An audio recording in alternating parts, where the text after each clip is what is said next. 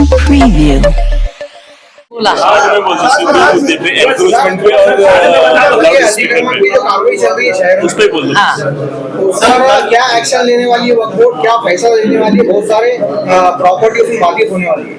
देखो, इस मामले में तो मैंने कुछ दिन पहले प्रेस नोट जारी किया था कि जो भी लोग वक्फ प्रॉपर्टी पर बैठे हैं और जिनके पास कोई पुरावा नहीं है, ना ही कारपोरेशन की परमिशन है, ऐसे लोगों को हमने पिछली मीटिंग में कहा था कि जिनके पास कुछ भी कागज है, कोई किराएनामा है, वो लेकर हमारे वक्फ ऑफिस में आए और अपना किराएनामा 2014 के लीज रूल के हिसाब से बना कर ले। जो लोग ऐसा करते हैं हम उनको एनओसी देंगे, जिससे उनको कारपोरेशन से राहत मिलेगी। जो लोग ऐसा नहीं करेंगे उनको हमने कहा था कि 1 महीने के अंदर अगर आप ये नहीं करते हैं तो हम खुद जो है तो हम कारपोरेशन को लिस्ट दे रहे हैं, जो हमको मांग कर रहे हैं कि MRTP एक्ट के तहत जो आपको अधिकार है या हमारी प्रॉपर्टी विदाउट परमिशन के कंस्ट्रक्शन किए बोल के खाली करके दे। सर वो इंक्रोचमेंट मस्जिद के दीजिए ना, कितना है इंक्रोचमेंट सिटी सर? देंगे, आप मांग कीजिए। सिटी में अभी लगभग 60-65% होगा। 65%। और अगर प्रॉपर्टी का गिना जाए तो कितना होगा? सर आप मांग कीजिए, हम आपको एज पर रिकॉर्ड देते हैं। मेरे पास पूरे अब अगर आप पैसा प्रेस में पूछ रहा हूँ आपको बताओगे तो आप बोलो 5,000 है, 10,000 है, 9,000 है। देखो, मराठवाड़ा के जो शहर है हमारे, अंदाजा जो 1 लाख एकड़ जो मैंने आपको बताया था, तो मराठवाड़ा में अगर उसका बायफर्गेशन देखा जाए तो एक 10 से 15 हजार का एवरेज एकड़ का है हर शहर का। तो जैसे बीड़ का भी मुझे पता 14 है, जालना का 17,000 है। इस 10 से 15 हजार एकड़ का ऐसा एवरेज है, जिसमें आपका प्रॉपर्टी है इंक्रोचमेंट। एवरेज मैंने बोला ना आपको, पूरे महाराष्ट्र लेवल में 65% का एवरेज है। जी नहीं, 65% तो हम लोगों ने बहुत बार छापा है। औरंगाबाद सिटी में ऐसे कितनी प्रॉपर्टीज है जिस पर आपका, आप जो कह रहे हैं कि अतिक्रमण है? हाँ। 10,000 है, 15,000 प्रॉपर्टी ऐसे जिसमें सभी है, कब्रिस्तान भी है, आपकी कोई जमीन भी होगी, सभी इसके ऊपर इतने जगह बस पर अतिक्रमण है। उसी एवरेज में बोल रहे हैं हमको 60-70% जमीन पे हमारा अतिक्रमण है, एग्रीकल्चर लैंड अगर छोड़ दिए तो कितने यहाँ पे नंबर ऑफ लैंड 15 है, 20, 25, 10,000, 15,000, 9,000, 5,000 शहरामध्ये शहर के शहर सांगा काय प्रॉब्लेम नहीं, शहर के अंदर जो है हमारे सिटी में जो मेन प्रॉपर्टीज है, वैसा देखा जाए तो अभी नंबर्स तो नहीं बता सकता मैं आपको। मुतवल्ली जिम्मेदार है कि सर इसकी? देखो, इसके लिए जिम्मेदार अभी कौन है वो फाइल देखने के बाद ही पता चलेगा। लेकिन ये भी सवाल अच्छा है आपका कि मुतवल्ली को हमने कभी ही अवेयर नहीं किया कि उसका ड्यूटी क्या है, वह फैक्ट क्या कहता है। अगर उसको पता होता तो बेरी बाग जैसी कॉलोनी बनती ही नहीं। बेरी बाग में जितनी भी है कि अगर वो चाहता तो लीज रूल के मुताबिक देता तो वक्फ को भी इनकम आती थी और लोगों को भी जो है तो जो मकान बने हैं वो कारपोरेशन से परमिशन लेके बनते, क्योंकि बेरी बाग के लोग मुझे आकर मिलकर गए। तो मेरा सवाल आधा ही रह गया, औरंगाबाद सिटी में या फिर औरंगाबाद जिले में अपनी कितनी एकड़ जमीन है और उसके ऊपर कितना 65% मेरे को समझ नहीं आया। Approximately कितने एकड़ जमीन होगा डीडब्ल्यू जो बोला अपन दावा कर रहे हैं कि हमारी जमीन देते आपको हम थोड़ी देर में सर मैंने मैसेज भी किया था, अपनी बात भी हुई थी। हाँ। सर मस्जिद से भोंगे हटाए जा रहे हैं, ये आपकी संस्था है? देखिए, मस्जिद से भोंगे हटाने का मामला ऐसा है कि वो गृह विभाग का डिसीजन है और उन्होंने कुछ क्राइटेरिया फ्रेम करके वो भोंगे की परमिशन देने वाले।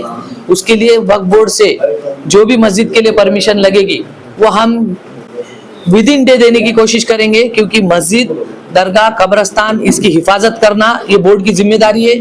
बोर्ड खास इन्हीं के लिए बना है, तो हम लोग उसको बोर्ड में भी नहीं लाएंगे। हम सीओ को पावर दिया है कि ताकि एप्लीकेशन आए तो तुरंत उसको राहत मिल जाए। वो सारी कानूनी प्रक्रिया को पार करके वो एनओसी देंगे। सर, कल जो यहाँ पर हमला हुआ, जो किसी के साथ मारपीट की गई, तो क्या मामला तो उसकी हम कड़ी निंदा करते हैं। वो मामला बिल्कुल शर्मनाक मामला हुआ है। उसके लिए हमने जिनके साथ ये मामला हुआ था उनको बुलाए थे। हमने उनको पूछा आपको किसी पे शक है क्या, तो उन्होंने हमको लिख कर दिया है कि उनकी कोई अपोनेंट पार्टी है जिस केस में वो यहाँ पर आए थे, पिंपले नीलक करके पूना की केस है, उसमें हियरिंग में आए थे वो। तो उन्होंने वो जो हियरिंग में पार्टी आई थी उनके सामने कहा कि इन्हीं के लोग थे जिन्होंने मुझ पे हमला किया है, और ऐसा उन्होंने राइटिंग में भी दिया है। तो उस हिसाब से हम उसकी दखल लेंगे और वो आगे की कार्रवाई करेंगे। पुलिस स्टेशन में भी सलीम भाई से बात हुई थी, वो बता रहे थे कंप्लेंट उनकी नहीं ली जा रही। उस पे कुछ आप लोगों की तरफ से कुछ पुलिस से बात करेंगे हम, बात सर, करेंगे। इस तरह से अगर लोग शिकायत लेके आएंगे और उनसे हमले होंगे तो ये जगह कितनी महसूस है, बोर्ड में लोग आने से डरेंगे फिर से? सर, आप नहीं, जहाँ वो देखिए, शिकायत वहाँ CCTV देखिए, लगा है। वो शिकायत लेकर नहीं आए थे। कल हियरिंग थी, वो हियरिंग में एक पार्टी थे, उन्होंने खुद कहा कि मुझ पे जो हमला हुआ है वो अपोनेंट पार्टी ने किया है। हम इसके लिए जो तो हमने पुलिस प्रोटेक्शन की भी मांग की थी। एक 4 दिन पहले ही हमने पुलिस को लेटर दिया था कि यहाँ पर कुछ गलत हो सकता है, आपका पुलिस प्रोटेक्शन हमको चाहिए बोल के। आपको अंदाजा था ये चीज हो सकती है? क्योंकि बानेर को लेकर बहुत काफी चर्चा हो चुकी थी। उन्होंने सोशल मीडिया पे कुछ वीडियो आए थे कि मेरा खुद चेयरमैन का नाम लेकर इसको रास्ते पे पकड़ कर मारो बोल के। तो इस तरीके की हरकतें कुछ सोशल मीडिया पर, फेसबुक पर पोस्ट आए थे, समीर काजी को और सीओ जुनेद सैयद को पकड़ कर मारो बोल के। तो इसलिए हमने पुलिस को लेटर दिया था, लेकिन मामला कुछ अलग हो गया। वो हमें लगा था कि बोर्ड मेंबर को, चेयरमैन के ऊपर हमला होने वाला है, लेकिन दोनों पार्टी आपस में लड़ पड़े। ऐसा स्टेटमेंट खुद सलीमुल्लाह ने हमारे पास राइटिंग में दिया है कि इस अपोनेंट पार्टी ने, उसने भी कहा कि भाई हमारे सामने कि मैंने नहीं किया है, लेकिन उनका इल्जाम वो अपोनेंट पार्टी पे था जो पिंपले नीलक की हियरिंग में दोनों पार्टी आए थे। आइडेंटिफाई हो गए वो लोग? मतलब यहाँ पर CCTV वगैरह है? आप जहाँ मीटिंग ले रहे हैं हजौर में सीसीटीवी नहीं है कैंपस में। सवाल है ना सर ये? असल में क्या है कि हम लोग जो है तो बाहर कैंपस में है, लेकिन हम जो मीटिंग लेते थे हज हाउस का जो आयुक्तालय का कैबिन है, वहाँ पर सीसीटीवी वगैरह है, लेकिन वहाँ पे कुछ दिक्कत की वजह से हमको जगह नहीं मिली। अगर हमको यहाँ पर हमेशा लेना पड़ा तो हम नेक्स्ट टाइम से, हमने कल ही डिस्कस करें कि यहाँ पे सीसीटीवी का इंतजाम करेंगे। सर, मेरा एक सवाल है, अवेयरनेस क्रिएट करने के लिए जिस तरह से महानगर पालिका ने टेप का जो सिस्टम चालू किया मार्किंग का, ठीक है, तो आउट ऑफ बोर्ड क्या करेगा? अपनी मालमत्ता आउट ऑफ बोर्ड को मालूम करने के लिए क्या वो सूची डिक्लेयर करेगा? कहाँ कहाँ वक्त की मालमत्ता है, कहाँ कहाँ के एग्रीमेंट खत्म हो रहे हैं? तो ये अभी जो मैंने अभी थोड़ी देर पहले कहा कि जीपीएस मैपिंग का जो टेंडर हमने निकाला है, उसकी वर्क ऑर्डर मिलने वाली है, उसमें हर चीज डिफाइन होने वाली है। कौन सी प्रॉपर्टी हमारी कितनी है, उसका साइज क्या है, उसको रोड फ्रंट है या नहीं है, उसका पोटेंशियल क्या है, तो ऑटोमेटिक वो तो पब्लिसाइज करने वाले हैं हम। और जो लीज खत्म हो चुकी है, आज तक आप लोग क्यों नाकाम रहे वो प्रॉपर्टी हासिल करने के लिए? देखो, कानूनी कुछ प्रोसीजर है जिसमें मैंने अभी कहा था कि हमारे पास स्टाफ नहीं था, लीगल डिपार्टमेंट नहीं था। अब हमको कामयाबी मिल रही है, जो लीगल फर्म हमने अपॉइंट करे, तो अभी कोर्ट के अंदर जो तो बड़े बड़े वकील अब हमारे तरफ से खड़े रह रहे, तो हमको धीरे धीरे बहुत सारे मैटर में कामयाबी मिली है और इंशाल्लाह हम पूरा उसको 100% रिकवर करने की कोशिश करें। बहुत सारे अतिक्रमण है ऐसे जो सूची में आते हैं जिनके एग्रीमेंट भी खत्म हो गए। कहाँ पर? दिल्ली गेट पे, आपको पता है, लिस्ट है आपके पास में।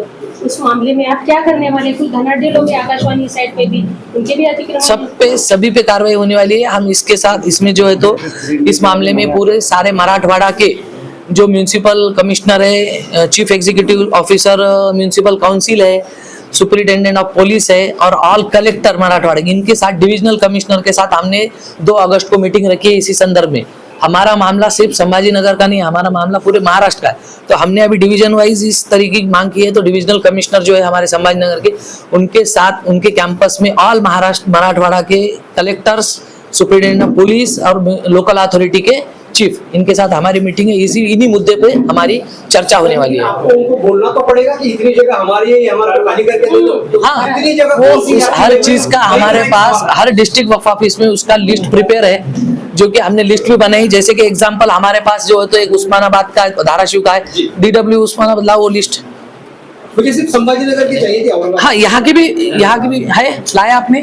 आप जोशी साहब है क्या? हमने हर डिस्ट्रिक्ट वाइज जो है तो प्रिपेयर किया है, जैसे कि 100 प्रॉपर्टी। अभी देखो, ये इस तरीके का हमने प्रिपरेशन किया है कि जैसा ये धाराशिव का है, 100 हर डिस्ट्रिक्ट वक्फ ऑफिसर की हमने मराठवाड़ा की मीटिंग रखी थी यहाँ पर, तो ये टॉप 100 प्रॉपर्टीज मिल जाएगा। कंफ्यूजन हमेशा ऐसा रहता है। हाँ, तो इस तरीके से हम ये लिस्ट आउट कर रहे हैं कि उसमें हम फिर मार्क करेंगे कि किसने हमसे परमिशन लेकर काम किया है और विदाउट परमिशन कौन है। अच्छा, क्योंकि उसमें कुछ प्रोसीजर फॉलो करने होते हैं। अगर वहाँ मैनेजमेंट नहीं है तो डायरेक्ट भी हमारा इंटरवेंशन नहीं हो सकता उसमें, हमको पहले उसको डायरेक्ट कंट्रोल में लेने की कार्रवाई करनी पड़ती है। ये जैसा आपने लिस्ट बनाई है, हाँ। वैसी लिस्ट अगर हम लोगों का संभाजी नगर की भी, ये भी मैटर क्लियर हो जाएगा कि क्या है और क्या नहीं है। यस लोगों की भी गलती नहीं है सर, लोगों को भी नहीं पता कि क्या हुआ।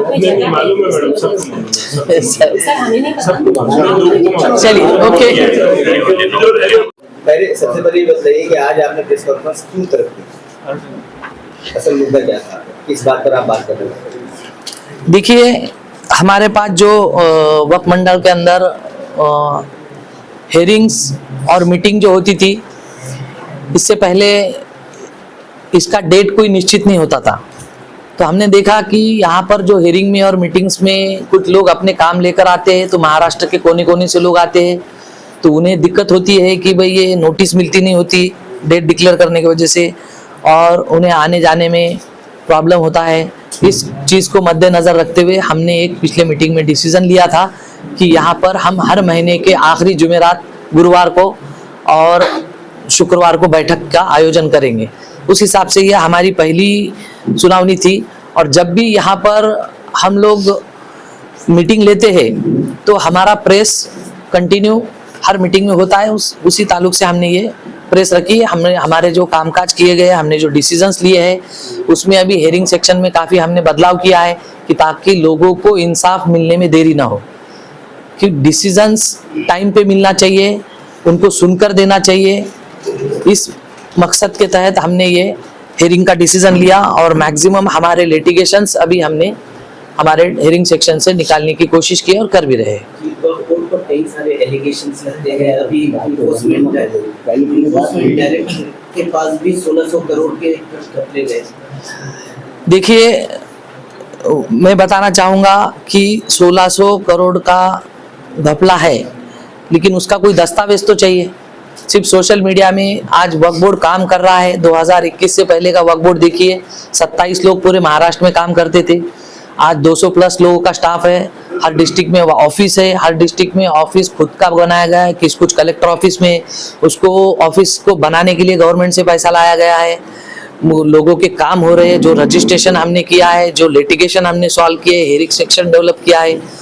अब ये कुछ लोगों को ये कंसेप्ट पूरा करना ही नहीं है। जो पुराना सिस्टम था, कुछ लोग कैंपस के अंदर घूमते थे, लोगों को ब्लैकमेल करते थे, वो सिस्टम उनको वापस चाहिए, इस तरीके के एलिगेशन करते हैं।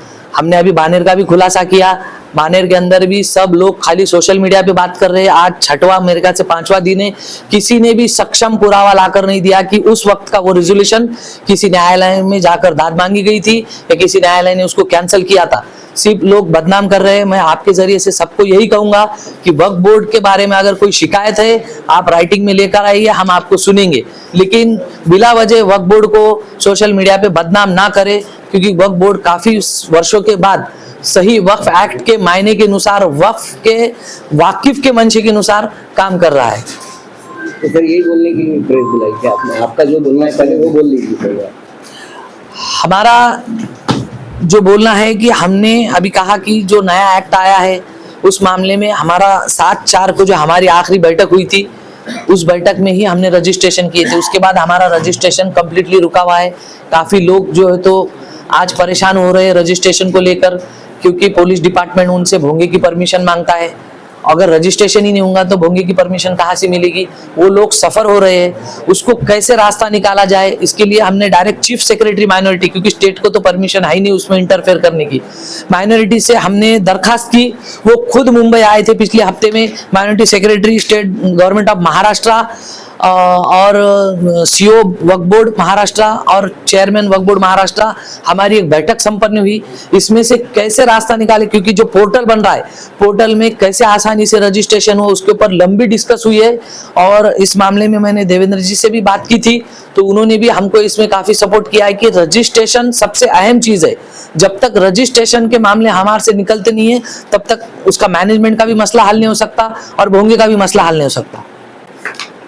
यही कामकाज हम किस तरीके से कर रहे हैं, उस पर हमारी एक अहम डिस्कस हुई है, कमेटी को लेकर डिस्कस हुई है। और जो हमको प्रॉपर्टी डेवलप करना है, जैसा हमने मेडिकल कॉलेज बनाने का सोचा है, एजुकेशन कैंपस बनाने का सोचा है, हॉस्पिटल्स बनाने का सोचा है।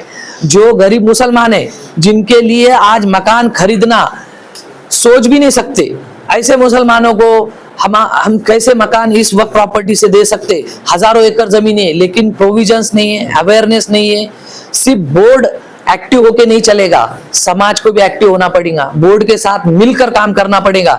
हमारी गलतियां मत निकालो, गलती बताओ हमको, हम उसको जरूर सुधारेंगे। जो 20 साल में नहीं हुआ है वो चीज हम आपके साथ मिलकर करेंगे इंशाल्लाह।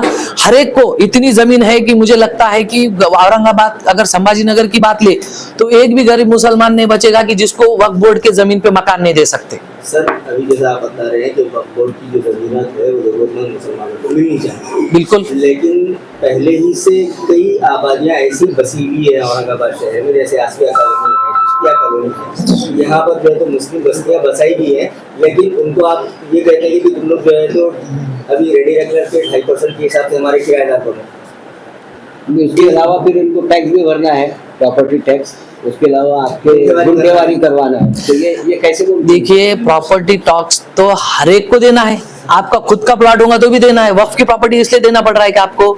दूसरी बात, जो हमारे प्रॉपर्टी के ऊपर बैठे हैं, जो भी गरीब मुसलमान बैठे हैं, अमीर बैठे हैं, उनको हम क्या बोल रहे हैं कि आप 2014 में लीज रूल आया, पहले क्या था, लीज रूल नहीं था, 10 रुपए से भी जगह दी जाती थी, 100 रुपए से भी दी जाती थी। तो जो लीज रूल आया उस लीज रूल के मुताबिक आप किराएनामा करके लो और सेफ हो जाओ। हमारा काम एनओसी देना, कारपोरेशन से जो भी परमिशन लेना है वो उनका काम है, और हमने इस मामले में रिकवरी शुरू की है। देखिए, हमारा काम कहीं ना कहीं कुछ ना कुछ तो हमने शुरू किया है, पहल तो की है। इंशाल्लाह हम पूरे पहल की है, बहुत अच्छी बात है, लेकिन उसमें बिल्डिंग परमिशन और गुंटेवारी के जो लाखों में जो खर्च जा रहे, तो ये जिनके पास घर खाने के लिए मुश्किल होती है तो वो कहाँ से भरेंगे? देखिए, वो एक एक्ट अलग है, उसमें हम कैसे इंटरफेयर कर सकते हैं? आप कम्युनल को बोल रहे थे जो नहीं रहेंगे एनओसी को उनको छोड़ डालो आप, तो फिर ये बस्तियां कहाँ जाएंगी? तो सब वक्फ प्रॉपर्टी छोड़ दे क्या? आप बोलो, वक्फ एक्ट के मुताबिक उन्होंने नहीं लिया। अब मुझे बोलो, आपका कोई प्लॉट है और ये साहब आप दुबई चले गए 2-5 साल के बाद, और ये साहब अगर वो प्लॉट पे बैठे हुए दिखेंगे तो आप बोलेंगे पठान साहब गरीब है, आप रहो, मैं प्लॉट दे देता आपको। अरे वो तो वक्फ का माल है ना। वक्फ का माल है, हम ये नहीं बोल रहे कि आप उनसे किराया मत लो या उनको लीज होल्डर मत बनाओ। हाँ, लेकिन लीज होल्डर बनाते वक्त में कुछ तो ऐसे लोगों के लिए क्राइटेरिया बनाइए। आपने जो तो ये सवाल का भी मैं आपका हमने म्युनिसिपल कमिश्नर से बात की है। जिस तरीके से हम लोगों ने, देखो 2.5% का लीज रूल में किराया लेने का हमको अख्तियार है, लेकिन उसमें हमको कुछ ये भी अख्तियार दिया गया है कि बोर्ड को यदि लगता है कि यहाँ पे 1.5% भी लिया जाता है, उसके कुछ प्रोसीजर है, वो प्रोसीजर में अगर बैठता है तो हम 1% का कंसेशन दे सकते हैं उनको। तो वो कंसेशन हम जहाँ दे सकते हैं बिल्कुल देंगे।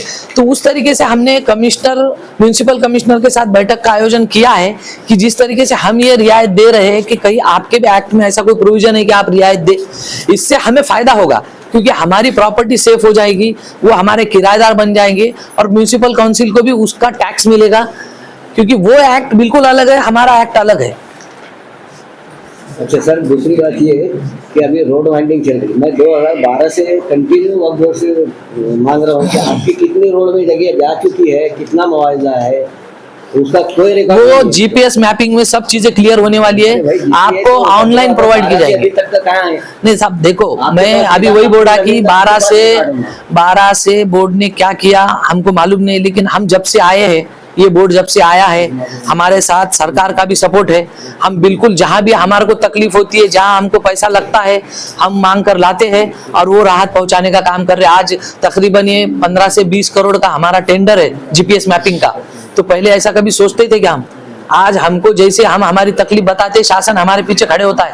देवेंद्र जी की सरकार है, वक्फ को बचाने के लिए बनी हुई सरकार है, और हम इससे इनकम जनरेट करेंगे और लोगों को राहत पहुंचाएंगे। अच्छा, औरंगाबाद में जितने वक्फ लैंड के ऊपर गवर्नमेंट हुआ है, खुद महापालिका की दोनों इमारतें वक्फ की, आम खास वक्फ पे, स्मार्ट सिटी वक्फ पे, तो क्या इनको भी एनओसी की जाए, कंपलसरी करे क्या? आम खास मैदान पे जो ये पुराना सवाल पूछ लिया आपने, जो हमने क्लियर किया है, हमने रेजोल्यूशन लेकर एनओसी दे दी है। जो एनओसी की कमी थी वो रेजोल्यूशन लेकर हमने एनओसी दे दी है। हम आमखास के मैदान के पूरी उनकी सेक्टर जमीन जो है की जा रही है। हाँ। ये बात हो रही है स्मार्ट सिटी दफ्तर की, जो महाराष्ट्र म्युनिसिपल कॉर्पोरेशन की जो बिल्डिंग है, जो ऑफिस है, वो भी जो है तो औखा बोर्ड की जगह पर ही है। आज कमिश्नर साहब सबसे तोड़ कर रहे हैं, इनकी क्या है? तो उसके कुछ लिटिगेशन कोर्ट में शुरू है, उसको हम जांच करके वो जो बैठक होने वाली है हमारी, तो वो भी मुद्दा हम उस बैठक में रखेंगे। तो आप ये रोड वाइंडिंग जो जारी थी कितनी जगह जा रही है, आप क्या मांगेंगे उनसे? आप वो खाली वो mapping as per acquisition act जो है उस हिसाब से हमको पैसा देना पड़ेगा। कौन से एरिया में कितनी जगह गई आप? सलीम भाई, सब रिकॉर्ड है हमारे पास। आप जो है तो दे नहीं रहे ना, 12 से मांग रहे हैं। सलीम भाई एक आप जो है तो चिश्तिया करिए, क्योंकि मुसलमान जो लीज पर हैं उनको आप बोल रहे हैं कि रेडिकेटर के हिसाब से आप किरायानामा कीजिए। गवर्नमेंट ऑफिसेस जो महाराष्ट्र वक्फ बोर्ड की जगह पर मौजूद है, जैसे कि म्युनिसिपल कॉर्पोरेशन है, MSCB है, तो क्या आप उनसे भी जो 2.5% के हिसाब से रेडिकेटर के हिसाब से जो आप उनसे किरायानामा मांगेंगे? देखिए गवर्नमेंट का किरायानामा ना दे तो क्या उनको बुलडोजर चलवाई जाएंगे? देखिए इस मामले में जो है ना गवर्नमेंट से हमारी कुछ दिनों पहले डिस्कस हुई है। ये पूरे महाराष्ट्र का विषय है। यहाँ पर अगर कोई गवर्नमेंट का ऑफिस आता है तो उसको 2 ऑप्शन होते हैं। गवर्नमेंट एक तो जगह वक्फ से किराए पर ले, या फिर सेक्शन 91 के तहत लैंड एक्विजिशन करके कॉम्पनसेशन दे एज पर एक्विजिशन एक्ट, और वो जगह आप खुद ले ले। क्योंकि वक्फ की लैंड आज भी सेल नहीं हो सकती, लेकिन गवर्नमेंट प्रोविजन के लिए चाहिए तो सेक्शन 91 में प्रोविजन है कि आमतौर पे जिस तरीके से लैंड एक्विजिशन किया जाता है वक्फ बोर्ड के साथ बातचीत करके वो ले सकते हैं। सर हमारा सवाल भी वही है कि क्या आपको या वक्त को पता है क्या कि अपनी कहाँ से भी नहीं? तो वही मैं बता रहा था कि हमारी उस मामले में गवर्नमेंट से डिस्कस हुई है। अजीत दादा ने मीटिंग लगाए थे, उसका पूरा सर्वे होने वाला है। भीड़ में भी मेरे देखो मैं नहीं वो जीपीएस टेंडर जब 50 में से 25 गई, नहीं जीपीएस टेंडर एक अलग बात है। हम क्या कर रहे हैं कि देखिए जहां पर हमारी वक्फ प्रॉपर्टी है उस पर गवर्नमेंट का कोई ऑफिस है, हाँ, ऐसे चीजों का सर्वे होने वाला है और हम गवर्नमेंट से बातचीत करके उसको सारा वन मीटिंग लगाकर सीएम के साथ वो सॉल्व कर। अभी भीड़ में जहां पर मेरा मकान है, मेरे बाजू में खुद बाजू में खुद एक इलेक्ट्रिक का ऑफिस है एमएससीबी का जो 7 एकड़ में है। तो इस तरीके के सारे मामले इकट्ठा करके हम गवर्नमेंट के साथ बैठक करके करने वाले। एक तो सेक्शन समझ नंबर चाहिए आपको, नंबर आपको जो रेवेन्यू मिलेगा आपके पास गजट है, वो प्रॉपर्टी का रिकॉर्ड है। तो आपके पास 2012 से अभी तक रिकॉर्ड नहीं है। आज से 20 साल पहले पार्लियामेंट्री कमेटी की जो है मीटिंग यहाँ पे हुई थी महाराष्ट्र वक्फ बोर्ड की, वक्फ पार्लियामानी बोर्ड की। कब आज से 20 साल पहले। यस, हाँ। उस वक्त तकरीबन जो है तो आपकी जो प्रॉपर्टीज का रिकॉर्ड तैयार किया गया था, उसके अंदर पूरा इंसान की प्रॉपर्टी का रिकॉर्ड मौजूद है। उसके अंदर कितनी प्रॉपर्टीज गवर्नमेंट की है, कितनी है, वो रिकॉर्ड कहाँ है? हमारे पास तो सर गैजेट है ना 1974 का। है आपके हाँ। तैयार करना है, हमें पता नहीं। चेक की रिपोर्ट आई थी, उसमें भी क्या इम्प्लीमेंट हुआ उसका भी कोई अभी तक 20 साल पहले ऑलरेडी आपके पास में जो है तो पूरी प्रॉपर्टी का रिकॉर्ड तैयार किया जा चुका है।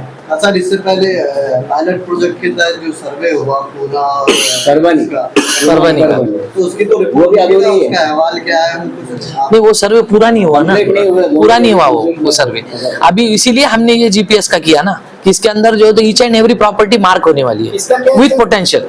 इसका कब तक होगा ये प्रक्रिया? कौन सा? जीपीएस मैपिंग का भी वर्क ऑर्डर मिलेगी, टेंडर के प्रोसेस सारे हो चुके हैं। सबसे जो इसके पहले न्यूज़ लगाया L1 बिडर को वर्क ऑर्डर दी जाएगी और उसके बाद उसको जो टाइम पीरियड दिया है, कितना टाइम पीरियड है टेंडर में?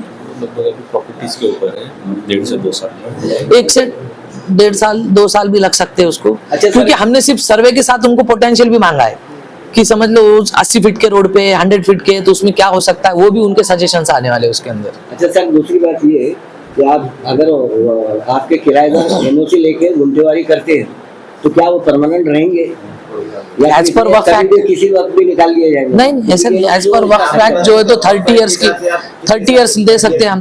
30 इयर्स के बाद जो है तो वो फिर से आवेदन करे। उसकी भी डिस्कस हुई है हमारी परसों जो बैठक हुई ना, कि हमारे पास वक्फ डेवलपमेंट के लिए लोग आने से वक्फ की जमीन पे जो कतराते हैं कि 30 साल के लिए वो प्रोजेक्ट फिजिबल नहीं होता है, तो मजबूरी में फिर उसको इंक्रोचमेंट करना पड़ता है। तो इसलिए 99 इयर्स का प्रपोजल हमने रखा है महाराष्ट्र वक्फ बोर्ड की तरफ से कि ये जो लीज पीरियड है 99 इयर्स होना चाहिए बोल के। सर अभी जो है तो आपकी म्युनिसिपल कमिश्नर से मुलाकात होने जा रही है, उसके अंदर रोड बाइंडिंग के अंदर कुछ मसाइल भी आ रही हैं। उनका कहना है कि वक्फ बोर्ड के चेयरमैन जो है तो हमको वो मस्जिद जो तो डिमोलिश करने की परमिशन देंगे या वो खुद हटा लेंगे, तो क्या आप ऐसा कर सकते हैं? नहीं, मैंने देखिए पुराने नहीं, अभी स्पेसिफिक प्रोजेक्ट पे कैसे हमने ओवरऑल बोले ना कि जो मस्जिद सुनिए, जो भी मस्जिद अगर रोड के बीचों बीच आ रही है, शहीद हो रही है, तो उसको अगर सरका सकते हैं तो भाई हमने लातूर में वगैरह भी जो, क्योंकि उसका उसका उसका मुआवजा भी तो मिलता है ना, वो मुआवजे से हम दूसरी मस्जिद बना सकते। दूसरा प्रोटेक्ट के लिए बैठे हुए, तो आप रास्ता सामने से लेने की मांग क्यों नहीं करेंगे? नहीं, तो हम देखो इसीलिए बोला स्पेसिफिक केस का जवाब नहीं दूंगा मैं, क्योंकि मुझे देखना पड़ेगा ना, अगर वहां पर हल ही नहीं है कोई दूसरा तो हमें भी तो सोचना पड़ेगा। रास्ता सबके लिए होता है, अगर जानबूझकर वो तोड़ी जा रही है तो हमने तो अभी जवाब दिया कि हम आखिरी सांस तक लड़ेंगे बोल के। गुंटेवाली वाला जो मामला चल रहा है, इसमें बगैर की वक्फ बोर्ड के एनओसी के भी कुछ लोग गुंटेवाली कर लेते हैं, तो अपना वक्फ बोर्ड इस पर क्या करेगा? तो वही बताया ना आपको, उसको डिसमेंटल करेंगे हम। नहीं, मगर वहाँ तो कारपोरेशन करवा के दे रही है, जो कारपोरेशन हमको भी कह रही है, आपको भी कह रही है कि हम इसमें अब ये बात मेरे सामने जो आई है, कोई एग्जाम्पल नहीं आया है, हम उसकी भी जांच करेंगे।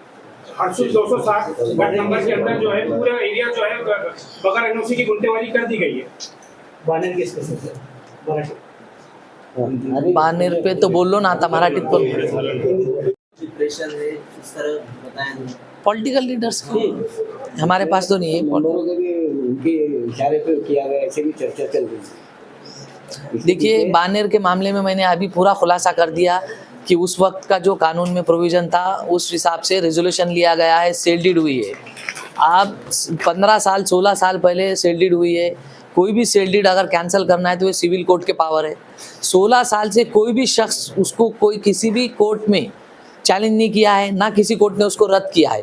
तो हमने अभी अपील की कि सिर्फ सोशल मीडिया पे बातें हुई है कि किसी ने भी कोई एक कागज़ का सक्षम पुरावा लाकर नहीं दिया है कि वो रेजोल्यूशन और वो सेल डीड किसी कानून के तहत चैलेंज की गई हो या किसी न्यायालय ने रद्द किया।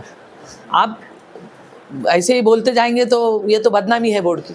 जो बदनामी की जा रही है उस पर आप कुछ कार्रवाई करने वाले हैं? तो बिल्कुल, हम उस मामले में कार्रवाई करेंगे, जो भी लीगल हमारे राइट्स है उसके मुताबिक हम जो बदनामी हो रही है उसके ऊपर लीगल एक्शन लिए। आमखास के ताल्लुक से भी आपने यही बोले थे कि हम प्रेस बुलाए थे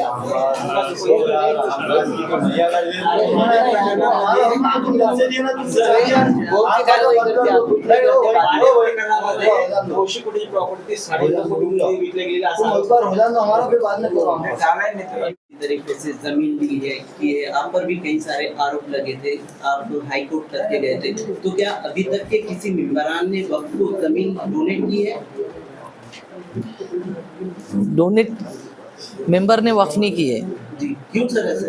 क्योंकि माशाल्लाह देखो ऐसा कोई प्रोविजन तो है नहीं कि उसका कोई क्राइटेरिया तो है ही नहीं ना।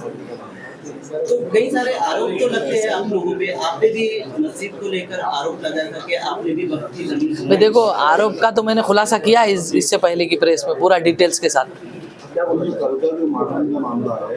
उसकी हम कड़ी निंदा करते हैं। वो जो भी है वक्फ के बाहर, ऑफिस के बाहर हुआ है, वो हमारे हेयरिंग सेक्शन के, ऐसा न हो इसके बाद, इसके लिए बिल्कुल हम कार्रवाई करेंगे और एक्शन मिलेगी। एक तरह से जो हमला हुआ है तो वो बताया जा रहा है कि जो वक्फ मेंबरान है वो नीचे कुछ लोग थे, इस तरह का भी आरोप लग रहा है। सर अभी वक्फ मेंबर को और चेयरमैन को खुलेआम मारने की धमकी दी जा रही है सोशल मीडिया पे, आप भी देख रहे हैं। हाँ, तो अब हम क्या मारेंगे आरोप? तो फिर अब लगाने वाले को हम मुंह को हाथ नहीं लगा सकते कुछ भी। इसमें एफआईआर करने वाले हैं क्या आप? इस पे हमने जो जिनके साथ मारपीट हुई है उन्होंने खुद ने एक स्टेटमेंट दिया हमको राइटिंग में। उन्होंने पिंपड़े नीलक करके एक ट्रस्ट है, वो ट्रस्ट में उन्होंने ट्रस्टीशिप मांगी थी और जो उसके मुतवल्ली है वो दोनों में हेयरिंग थी। वो हेयरिंग के लिए आए थे, हमारे पास कोई शिकायत के लिए नहीं आए थे, वो हेयरिंग में आए थे। एज पर उनको नोटिस दिया गया था, इसलिए तो उन्होंने यहाँ पर जैसे अंदर आए हमने उनसे पूछताछ की तो उन्होंने जो मुतवल्ली थे सामने खड़े हुए जिनके अगेंस्ट में उन्होंने ट्रस्टीशिप मांगी है, तो उनके ऊपर इशारा करके उन्होंने कहा कि इन्हीं के लोगों ने मुझे मारा है और इनका ही हाथ है, और ऐसा उन्होंने राइटिंग में भी दिया है। वैसे कितनी जगह उन्होंने ऐसे ट्रस्टी बनने के लिए एप्लीकेशन की है, ऐसा कुछ लगता है? या वक्त को पूना में लगभग जहाँ पर भी प्रॉपर्टीज़ होती है ऐसे मैक्सिमम ट्रस्ट में आप अगर हमको एप्लीकेशन देते तो हम लिस्ट देंगे। उनका एप्लीकेशन है कि हमको ट्रस्टीशिप दी जाए जहाँ जिस ट्रस्ट को प्रॉपर्टी है, 10-15 एकड़ 20 एकड़, तो ऐसे ट्रस्ट में ट्रस्टीशिप की मांग उन्होंने की है। क्या वहाँ पर जो हाँ? दबाव बना रही है बानेर में भी उन्होंने ट्रस्टीशिप की मांग की है। वहाँ पर भी? हाँ, सोलापुर में भी उनके जो कलीग्स है उनके साथ ट्रस्टीशिप की मांग की है उन्होंने। सर आम खास कर जो फुटबॉल इंटरनेशनल